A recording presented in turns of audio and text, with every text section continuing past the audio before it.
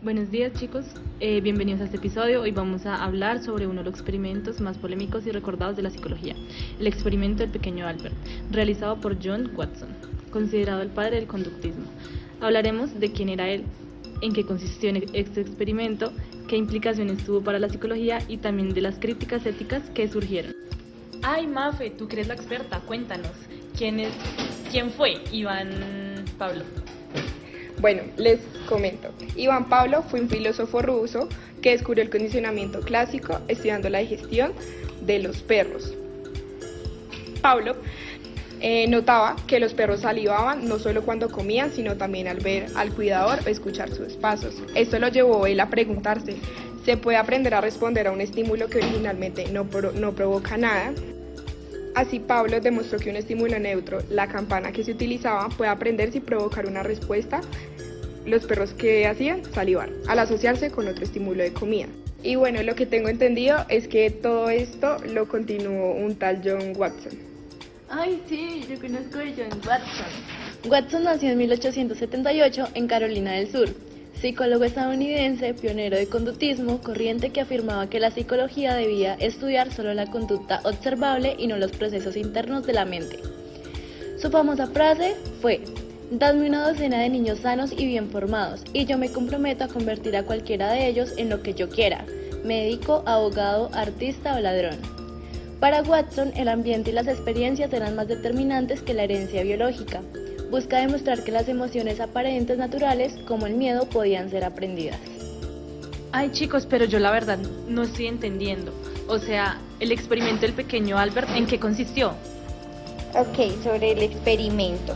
Este experimento se dio como en 1920 en la Universidad de Johns Hopkins. Watson y su asistente trabajaron con un bebecito de 9 meses. El bebé pues es el conocido Albert. El objetivo de ellos era probar si era posible condicionar el miedo en un niño que no lo tenía antes. ¿Y cómo se llamaba el asistente de Watson? Rosalie Reiner era. Ah, ok. ¿Y cuál fue el procedimiento?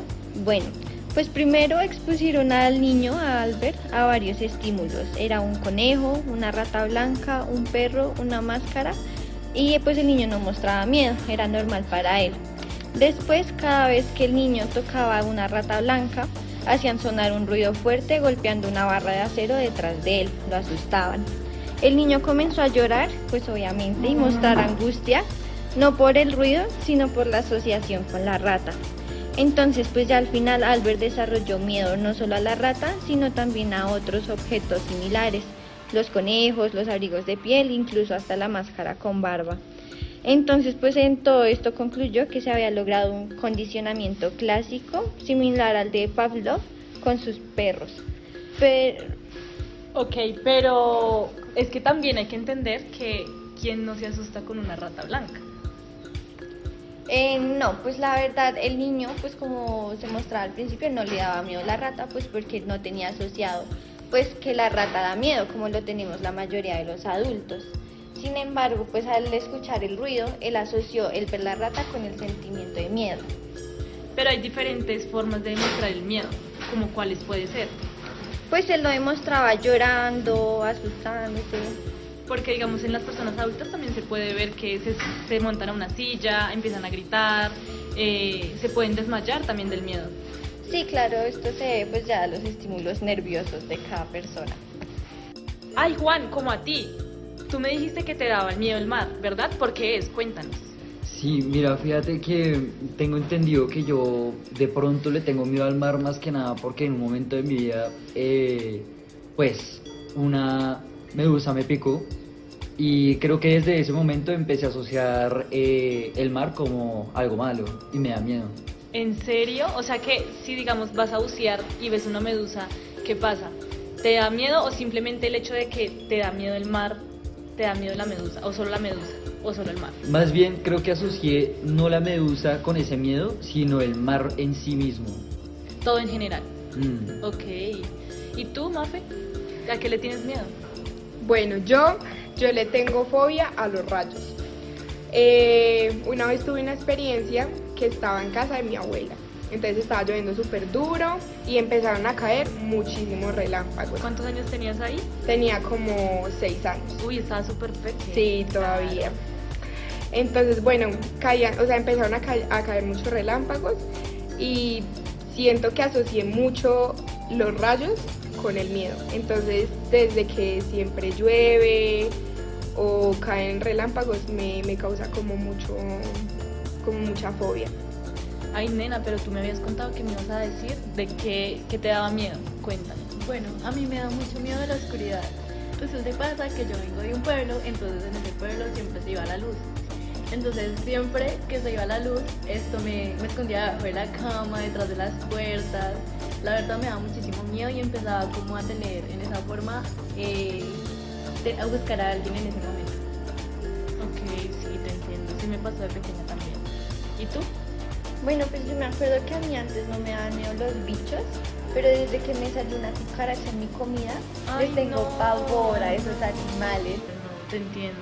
Sí. Debe ser horrible encontrar una cucaracha en tu comida. ¿Y no le cogiste pavor a la comida que estabas comiendo? Sí, le tengo un poquito de asco cuando veo esa comida, me da como repulsión. No, Igual, personalmente yo no me la comería otra vez. pues, sí, pues aprendí con el tiempo que no toda la comida tenía bichos, ¿no? Uy, Entonces, o lo que pasa también con los pelos de la comida. ¿Les pasa o no les pasa? Sí, digamos en los restaurantes. Uy, una vez a mí me salió una uña. Una Uy, uña en la bello, comida. guácala. Horrible, no. Ay, sí, chicos, y otro de mis miedos también son los sapos. Bueno, niñas, me gustaría volver a la parte de los experimentos. Bueno, los experimentos demostraron que el miedo puede ser algo que se aprende, es decir, los estímulos neutros pueden ser desencadenantes de miedo y no necesariamente porque estos mismos sean un peligro. Debido a que esto se demostró en estos estudios, en el conductismo, que funcionó como apoyo para Estados Unidos para que pudieran desarrollar ahora tratamientos para la ansiedad y también para estas fobias, como por ejemplo técnicas para la desensibilización sistemática o la exposición gradual. También se abrió la puerta a investigar cómo forman los hábitos emocionales y cómo se pueden desaprender. Pero me imagino que eso ya no es ético, ¿o sí? No. El experimento hoy en día ya no se considera ético. ¿Por qué? Por todos los experimentos con los niños, los bebés. Entonces no era nada como permitido por los adultos o no lo veían bien. El pequeño Albert fue sometido mucho a miedo y pues la angustia. Entonces no era un consentimiento informado ya que era un menor de edad. claro, es que es un bebé, pobrecito, imagínense ustedes. Tener Sí. miedo desde una temprana edad. Yo de madre tampoco, como la de Albert, no lo hubiera dejado tampoco por el alcance que llegaba a tener. Claro. Nunca se le aplicó un proceso de descondicionamiento, o sea, quedó con esos temores y pues sin tratamiento, sin terapia. Esto se desconoce con certeza que fue su vida después. Las investigaciones recientes sugieren que podría haber sido un niño llamado Douglas Murray, que murió joven por una enfermedad.